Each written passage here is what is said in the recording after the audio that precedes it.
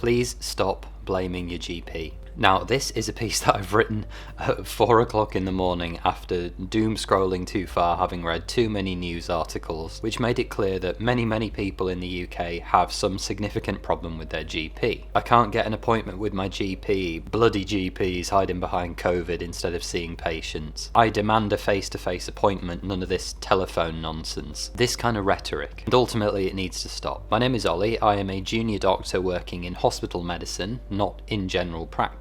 And in this video I'm going to try and outline some of the key things that everyone, from members of the public to those interested in healthcare, need to understand about GPs. Secondly, we're going to talk about how we got to the situation we're in, why are things like they are at the moment, and thirdly, why your GP is not to blame for that. Now, you may not agree with everything that I have to say in this video, but please hear me out. Watch as much as you can tolerate and then leave your viewpoints down in the comments below. And references for the key talking points are in the description below. So firstly, just to outline the rest of this video, what is a GP? Most people think of their GP as the doctor that they go to see when they have a problem, but what actually is a GP in terms of how our healthcare system works? A general practitioner, GP, is a doctor, a physician who has attended medical school, completed all of their many years of postgraduate training, and has chosen to specialise in general practice.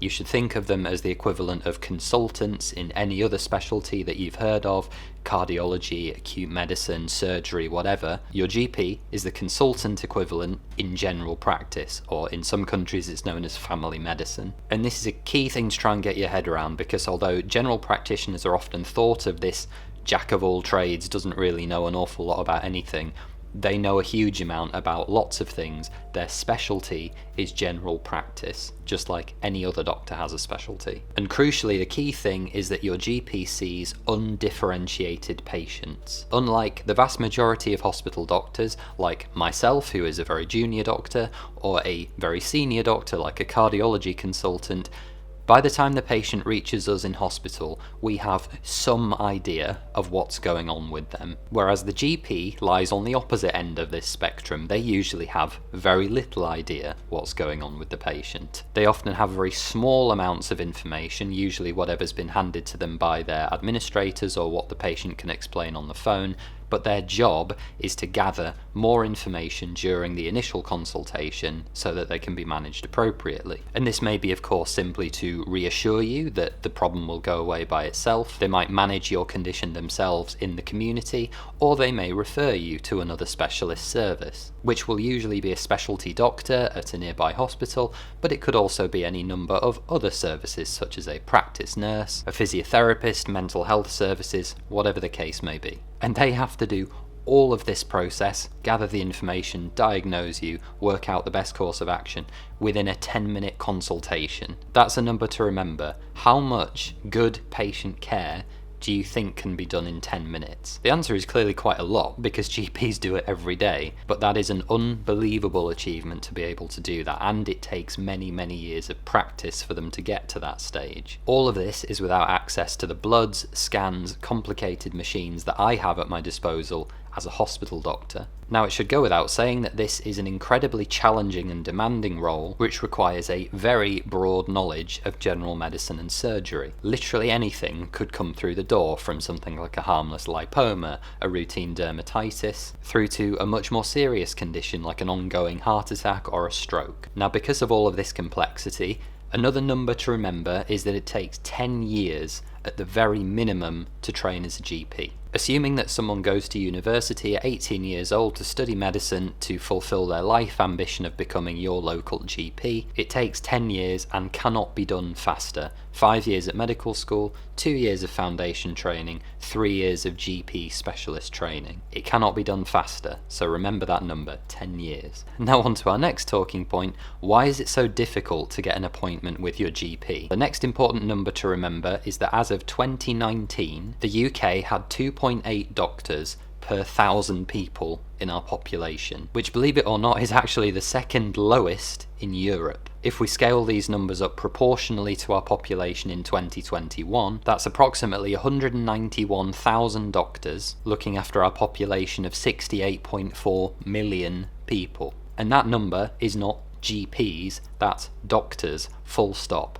Everyone from newly qualified junior doctors like me all the way up to the most senior professors, 191,000 for nearly 70 million people. And this in turn means that each GP practice is responsible for about 9,200 patients. As you can see, there is therefore a whopping demand for a very, very limited resource. If it wasn't obvious from the statistics that I've just laid out, there aren't enough GPs. All GP calls go through a screening process that's called triage. This basically measures the clinical priority of each problem that's called in, and this is done to ensure that the sickest patients get seen first. Because this is ultimately what you have to do in a clinical system with limited resources. And if we think about it, this is actually why GP lists have to be refreshed usually on each given day, at least a certain number of appointments. Because let's say that you could book appointments ad infinitum into the future using some sort of calendar, and we completely ignored the clinical priority. There would simply never be any open slots because of that ratio of patients to practices. And we should remember that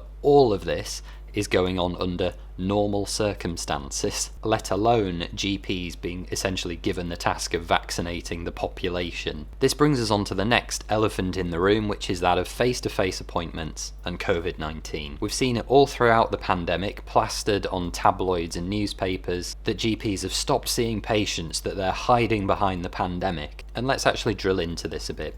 Did face-to-face appointment numbers drop during the COVID-19 pandemic? Yes, of course they did. In a viral pandemic with something that is very, very easily transmissible, you have to limit the amount of patient exposure that you have, which has led in turn to increasing adoption of telemedicine, video calls, phone calls, ways of remotely assessing clinical priority and dealing with patients. Because we're now realizing, obviously, that many problems, a very significant percentage of consultations can actually be managed remotely. Having someone come into the practice, sit in the waiting room, take the time going from the waiting room to the office, getting settled down, having the consultation, getting out again, it massively increases the exposure, not just to the staff, but other people as well, and it's very, very inefficient for certain types of problem. Now, understandably, many people prefer a face-to-face appointment to be able to talk to their doctor in person. I completely get that. On the other hand, many people feel that it is their right to have an in-person consultation. Like, I pay me national health, I'm paying your wages.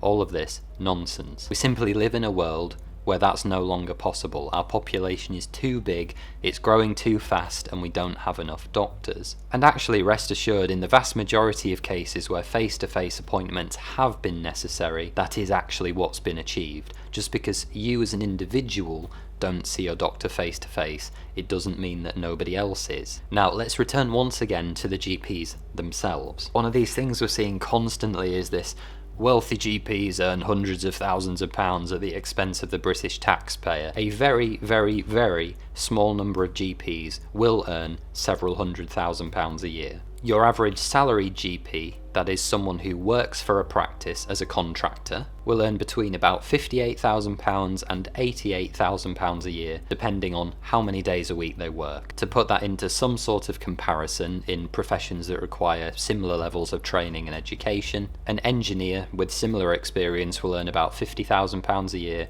a dentist, again similar, about £70,000 a year, and a barrister about £90,000 a year. And this again is assuming a 10 to 12 hour workday, which is very much the norm for a GP compared to the average workday of 8 hours. A GP partner, on the other hand, that is someone who has a stake in the GP practice as a business and therefore has to deal with the liability, the contracts, the administration, all the rest of it, may earn considerably more than that. Remembering that GP practices should be seen effectively more like businesses.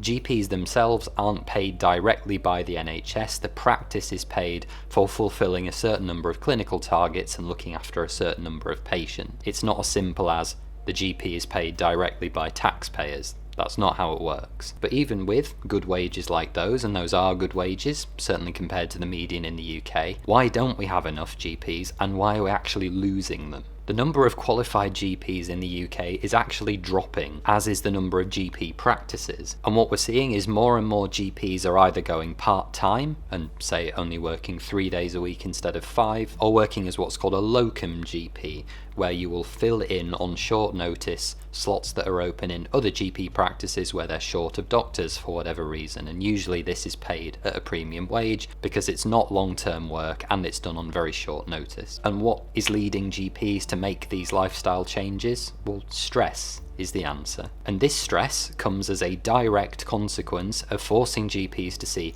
more and more patients as the population grows in less and less time, as this necessitates more appointments. And think about this as an example, the fact that a salaried GP could fairly easily earn £100,000 a year as their salary if they worked full-time Monday to Friday, 5 days a week, but chooses not to, and instead only works 2 days a week, 3 days a week. That should tell you everything. It's not a case of GPs being greedy and stealing the money of the taxpayer. They're actually being sensible about their own well-being. So how is anyone actually going to solve this crisis? Let's talk about recruitment. The government has consistently failed time and time again to meet its GP recruitment targets. The Conservatives' 2019 party manifesto promised to train an additional 6,000 GPs by 2025, after failing to meet its initial target of 5,000 GPs. It should go without saying that they are nowhere near meeting either of those targets. And in practice, the NHS is hemorrhaging GPs faster than it can train them. While it is actually true at the moment that GP trainee numbers are at a record high, especially in recent years, which I suspect is probably happening as people are realising that hospital doctor careers are not the smart decision for them, it's predicted that we will only have 3,380 additional GPs by 2025, which is about half of where the government promised they would get us to, and this number doesn't even take into account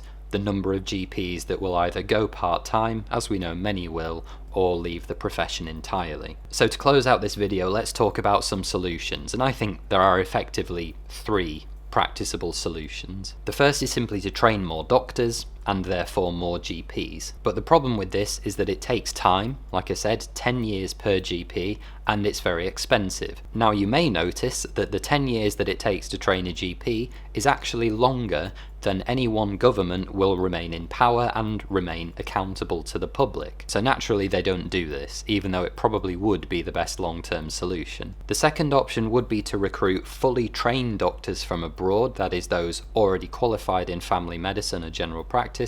Again, problems with this. One is that it results in brain drain. When you take these highly skilled professionals from other places, it leaves those other places without the doctors that they need. And secondly, medical wages in the UK are just not competitive, especially in the international scene. There is actually very little to draw foreign doctors to the UK compared to similar systems like Australia, New Zealand, Canada, even America.